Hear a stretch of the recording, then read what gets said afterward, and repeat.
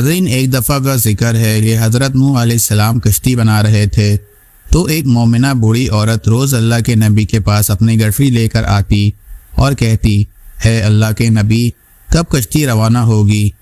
حضرت نوح علیہ السلام فرماتے، ابھی دیر ہے۔ وہ عورت شام تک بیٹھی رہتی اور پھر اٹھ کر چلی جاتی۔ ایک دن حضرت نوح علیہ السلام نے فرمایا کہ اے عورت، جب جانا ہوا تو تمہیں بتا دیا جائے گا۔ یہ عورت واپس چلی گئی اور انتظار کرنے لگی کہ کب نوح علیہ السلام بلائیں گے۔ اس دوران عذاب آ گیا اور کشتی روانہ ہو گئی، لیکن حضرت نوح علیہ السلام نے اس عورت کو نہ بلایا۔ ظاہری طور پر نوح علیہ السلام کو اس کو بلانا بھلا دیا گیا۔ جب طوفان تھما تو ایک دن حضرت نوح علیہ السلام کے دل میں محبت اٹھی کہ شہر کو دیکھوں جہاں سے چلا تھا۔ وہاں آئے اور قریب جا کر دیکھا تو ایک جھوپڑی میں دیا جل رہا تھا۔ حضرت نوح علیہ السلام یہ دیکھ کر چونک گئے کہ روئے زمین پر کوئی ایسا گھر بھی ہے کہ اتنے عظیم طوفان کے بعد بھی جس میں چراغ جل رہا ہے۔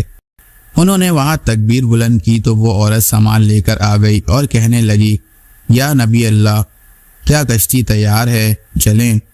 حضرت نوح علیہ السلام نے حیرت سے اس کو دیکھا اور کہا، رکو بڑھیا، کیا تمہیں کچھ بھی پتہ نہیں چلا؟ وہ کہنے لگی، یا نبی اللہ، کیا نہیں پتہ چلا؟ کہا، اتنا بڑا سیلاب آیا، بارش آئی، تمہیں کچھ بھی پتہ نہیں چلا؟ بڑھیا کہنے لگی، یا نبی اللہ، بس ایک دن بادل گرجے تھے اور کچھ ہلکی سی فوار پڑی تھی۔ حضرت نوح علیہ السلام حیران ہو کر آسمان کی طرف دیکھنے لگے اور کہا، اے میرے اللہ، یہ کیا ماجرا ہے؟